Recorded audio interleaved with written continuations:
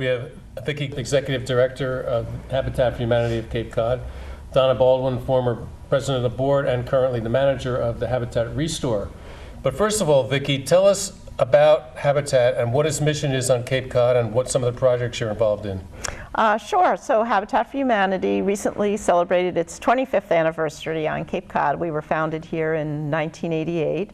Our mission is stated as working in partnership with families in need to build homes, hope, lives, and community on Cape Cod. And really, we take every part of that very seriously. All the pieces are very important to us. What our program is to work with families who have critical housing needs, who are lower income, within 65% of the area median income, but have the stability of income to pay a mortgage if it's a lower cost mortgage.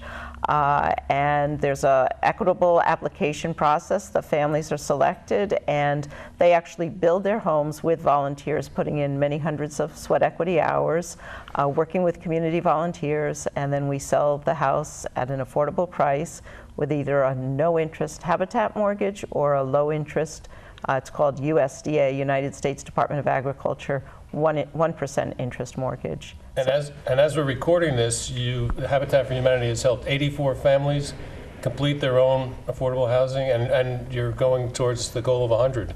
We're headed towards the goal of 100, and I'd have to say we already have projects permitted that will bring us to that 100. Now they're going to be built out over the next year or two, but we have the land, we've been through the Zoning Board of Appeals, and we have several projects planned in different towns around the Cape, and then other land already under control that we're doing the engineering and the permitting for.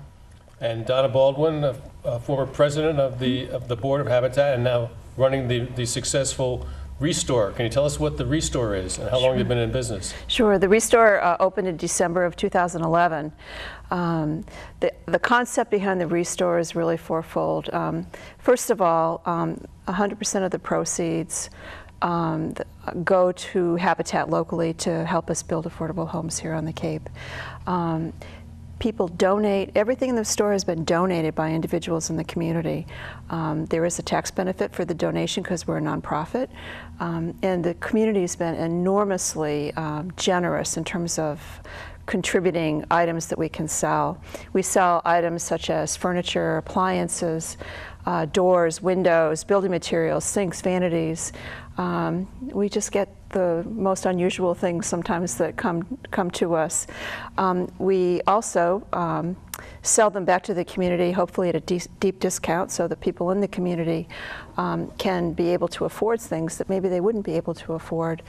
The last concept is that we're green. Let's put up the address for the Habitat Restore in South Yarmouth, and while we're doing that, it's been described maybe accurately or inaccurately as part recycling center and part home store. Yeah. I've been over there and I've seen people bringing donations in one door and people lined up taking things out the other door. It's a busy place. It is. Everything's constantly moving. If you go to the store one day, you go back the next, it looks completely different sometimes because of all the movement of things coming in and out. So it actually makes it kind of fun.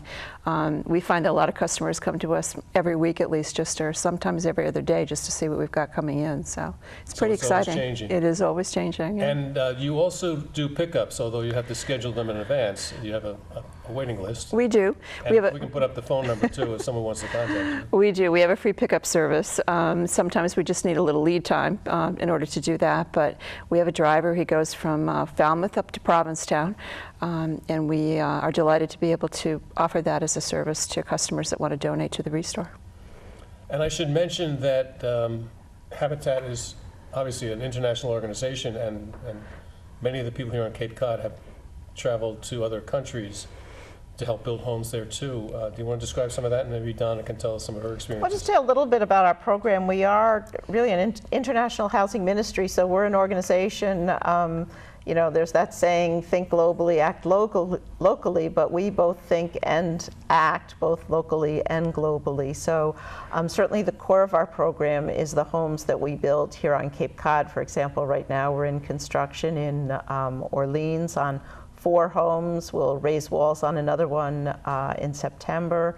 We're building in Falmouth, and we'll be raising walls in Marston's Mills, 2 more homes in September as well. And so broad welcome for people to join in those builds, including one of them being a women build, where there's a little more extra welcome and training for novices, although there's welcome and training on all our builds. But we do tithe 10% of our unrestricted donations to build homes in the developing world where impoverished conditions can really be so extreme and critical. And part of that program is called the Global Village Program, where volunteers will actually go and work on the homes there. And I'd have to say that is really an uplifting thing, not just for the volunteers, but for the people in the countries when we, Donna can speak more to that experience because she built in Haiti. But in other words, not just charitable funds are going, but people really know that they're in the hearts and the thoughts of people in the United States because they're coming to lend a hand. And Donna, you and Marilyn Nouri have traveled to Haiti, I think it was a year or 2 ago. We did. Which is an adventure in itself, just getting there. It was. And you were there for how long? Oh, we were there for a week. There were 400 people from around the world actually that got together, met in Atlanta, and we all flew to Haiti. It was And this was after the devastating earthquake. It was a few years after the earthquake, and we went to a location called Leogane. Habitat had 35 acres of land that they had started to build on, and the project from when we started to now, the goal was to build 500 homes for people in Haiti on deeded land, which is very unusual in Haiti, to be able to have land that's actually deeded over to the homeowners. Jimmy Carter was part of that build. In fact, he went the year that I went and also the year after. He and Rosalind were there. He had such a commitment to Haiti. He was there for 2 years participating in the build. And it was very interesting to get to talk to him, to see him. And one night, all the volunteers were, after dinner, he got together with Rosalind and just sort of like had a little fireside chat with all of us and just opened himself up to any questions that we had had. So it was just a very wonderful experience for Marilyn and myself to be there. The people in Haiti are, as I'm sure everyone knows, are extremely poor. When I was there, more than 500,000 people were still living in lean-tos.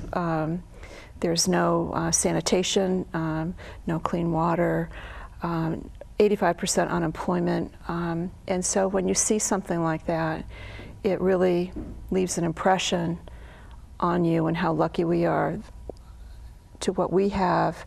And I must say that amidst all of that, the people of Haiti have a wonderful spirit that we experienced with the people who we built alongside of us as we built their homes.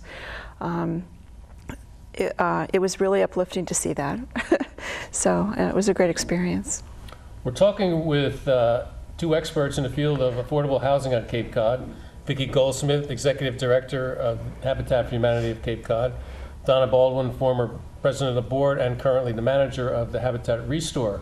It seems that after 25 years, Habitat is really hitting its stride, building 8 to 10 homes a year, helping families build their own 8 to 10 homes a year, which is probably bigger than any construction company on Cape Cod. How do you explain, how did this all happen? Well, of course, it's built on the foundation of the great work done by volunteers in the years when everything was done by volunteers, everything was led by volunteers. And we did get to a point, we were building a couple of houses a year, and every single thing was planned and executed by volunteers. And there's been a couple of big capacity steps, but basically people, we get so many applications for every home we build, and people are very sincere about their determination to do more. We see a need out there, and we're a mission-based organization. So a number of capacity steps. One change from years ago, we have 2 professional builders on our staff now. Bob Riley, our Director of Construction, is involved in all the permitting, the coordinating as we get through the building permits, doing procurement, coordinating with contractors, and taking through the inspection process and that high-level supervision. And we also have a lead carpenter on staff that we can move around while we're framing the houses, and he works with our talented and very qualified leadership volunteers, but it gives us a little more depth there. The Restore's been great capacity building for us to help us fund more homes.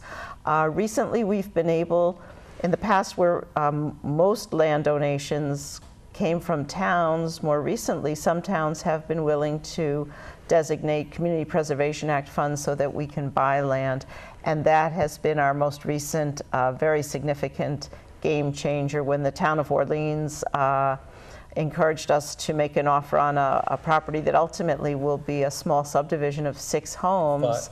Six now, a 6th home, and made a contingent on the award of some Community Preservation Act funds. And then you see the whole town agree to that priority, that public priority for their town, vote those community preservation funds, and then we bring in additional resources from Federal Home Loan Bank. So there's an off-Cape resource coming to the Cape to help us build homes. Not everything is free. That goes to help pay for lumber, to if we don't have electrical, for example, donated, well, it's helping to put an electrician to work, et cetera, and provide the opportunity for affordable home ownership for 6 young families in Orleans, and they're all building their homes together with volunteers. So it is the ultimate barn raising there. And that model is now working in Brewster, in Truro, Barnstable, Yarmouth. So land comes to us in different ways, but we have a fundraiser who's doing a wonderful job. And at the same time, for every staff person, they'll have a whole posse of very committed, regular core volunteers doing regular work of the organization. And then we have a lot of people who come in maybe once a week to volunteer in construction, or they come in and help us when it's time to process applications, or we have a great finance committee. So depending on what someone's background, expertise, and what they enjoy doing, we're most known, of course, for volunteers building the homes. And we're continually building up that core of volunteers, but we're bringing great people in all the different kinds of work. Well, let's bring Donna into this too as board president. What should people know about Habitat, and what kind of help do you need from the general community to continue this building of 8 or 10 affordable houses a year? Well, with each house, I think there's usually about 150 volunteers that are needed you get a lot of, for each home. A lot of labor to help, but how about the building materials and things like that? A lot of contractors and businesses give us in-kind donations, which is wonderful, so they can contribute that way. We have people that volunteer at the Restore. That helps to raise money to build houses. At the Restore, we probably have been able to generate in excess of $200,000 to Habitat to help to build those houses. So we have a volunteer staff at the Restore that some of it is moving furniture, some of it is waiting on customers, some of it is helping with inventory control, so we're doing pickups. So there's a lot of activity there, but there also are people that volunteer in the office to help us with all of the paperwork and all the tracking that we do. So there's many, and also on site, we need people to register our volunteers, or maybe sometimes to help bring in food. So there's many ways that people can help us fulfill the mission of building homes here and to have fun. I guess the one thing I've noticed about Habitat is the volunteers, I think, across the board, really have a lot of fun. It's so satisfying if they're on site working with the volunteers, or being a volunteer, or even in the Restore. There's just a lot of pride in volunteering and making affordable homes of reality here on the Cape. Well, let's see if we can show the address and the phone number for the Restore again, because that's probably one of the most visible things that people see about Habitat for Humanity. Your retail operation. I do want to talk about one group of contributors that we often forget in talks like this that's vitally important, and that is our donors, the people that write a check to us, whether it's with the annual appeal or they attend events. Our spring appeal is going on right now. And the reason I mention that is there's two big misunderstandings about Habitat. One is that we give away the homes, which we don't. All these contributions help us sell the home at a very affordable price, but then the family does pay a mortgage for 25 years or more. They're making a monthly payment, they're paying property taxes, they're paying for their homeowner's insurance, so it's certainly not a giveaway program.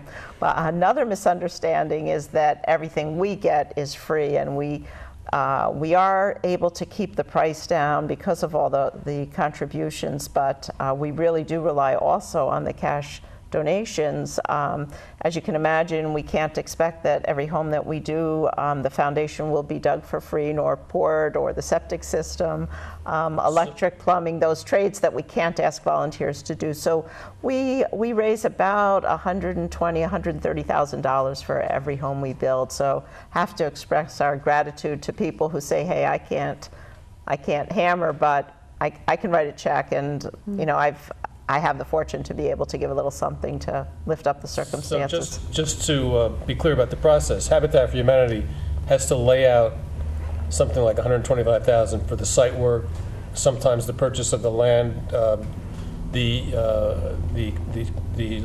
contractors who are licensed and so forth. That's all paid up front. I'm saying it's more 125 into the house if we have to put a road in or something like that, or land. And those grants, we usually think of our private donations and even the CPC grants when we can going into the home, where we do try to get, if we have to put a road in or something like that, that covered by other kinds of major grants, because that goes kind of past what a private donor is able to bring to the table usually.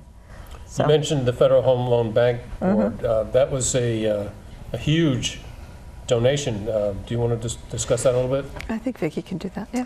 Well, Federal Home Loan Bank of Boston runs a program, and it is a regional program in different regions around the country. And I think ultimately those funds come as part of how bank merger and bank acquisition deals are structured, and that some of the money has to go to the community. And so they set up an affordable housing program. So it's not government funds, but it's a very competitive grant process for the New England area. And the funds from Federal Home Loan Bank, we were able to get almost $30,000 per house for 5 of the Orleans houses, and that's $150,000. Yeah, so that's very important. And Cape Cod 5, you need a local bank to sponsor that grant, and you know, it's a bit of a burden for the bank. And Cape Cod 5 has been the sponsor of that grant. They've been terrific, and they also had to come in with a construction loan as part of it. They have to show that they have some skin in the game. What's the name of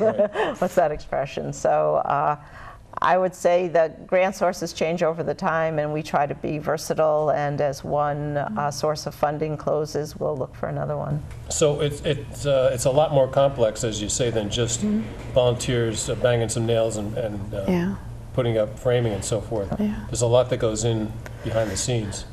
There is a lot, just in terms of choosing the families, the whole process. You know, Well, how's the application process go then? You have a lottery? We have an application process. We do a lot of advertising in the schools and the papers to let people know that we're building.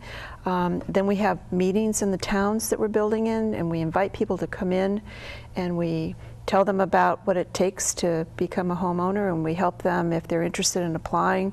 We have people that will help them through the application process. We have a crew of people who then look at all the applications and determine which people can qualify and which ones are not qualified for the homes. And then at the end, once we get the qualified people, basically it really is draw of the hat. Am I You correct, may Vicki, have on more that? applications than Sure. homes available. Right, Yeah. so we look at, are they income eligible? Do they have the ability to pay the mortgage and a sufficiently good credit history that we have confidence they'll pay a mortgage? Do they convince our interviewers that they will participate in the sweat equity and go to the pre-purchase workshops? That's the partnership element. And then for the applicants that meet those criteria, in the end, it is a lottery. And we can have 10 or 20 applications per house, so, yeah. We're talking with Vicki Goldsmith and Donna Baldwin from Habitat for Humanity about affordable housing on Cape Cod.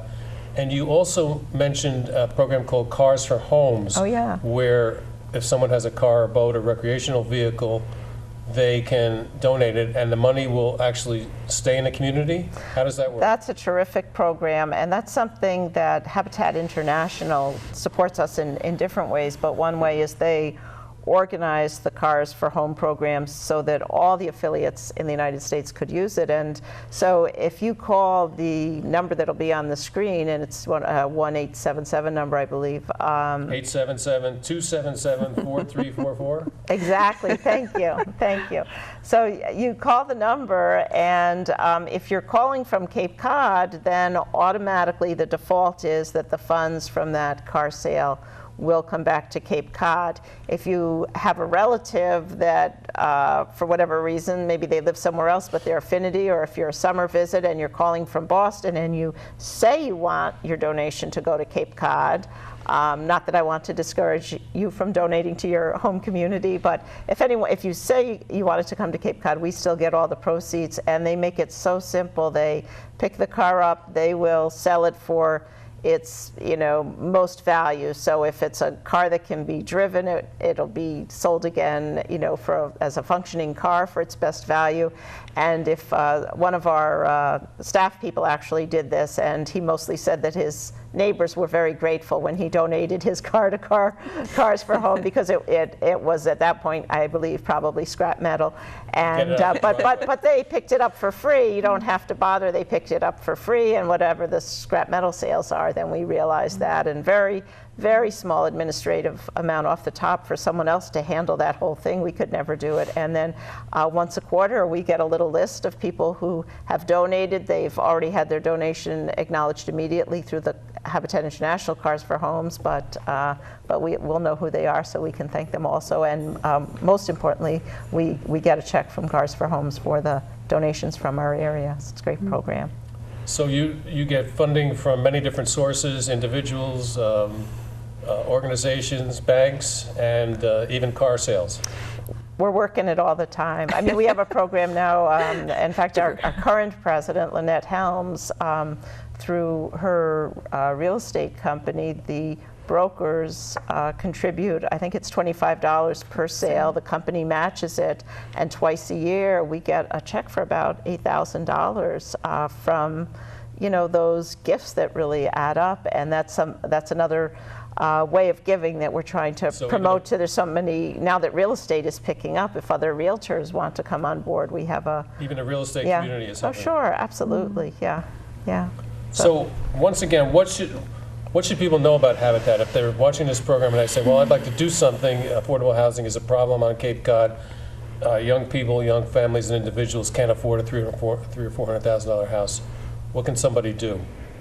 And we can put your phone number up too. Sure. Well, there's a few things. One thing that's very important is simply if you know a family who you think, based on what we've said today, might qualify, and they can look under the home ownership tab on our website. They can see what our income qualifications are and some other things, or they can call the office.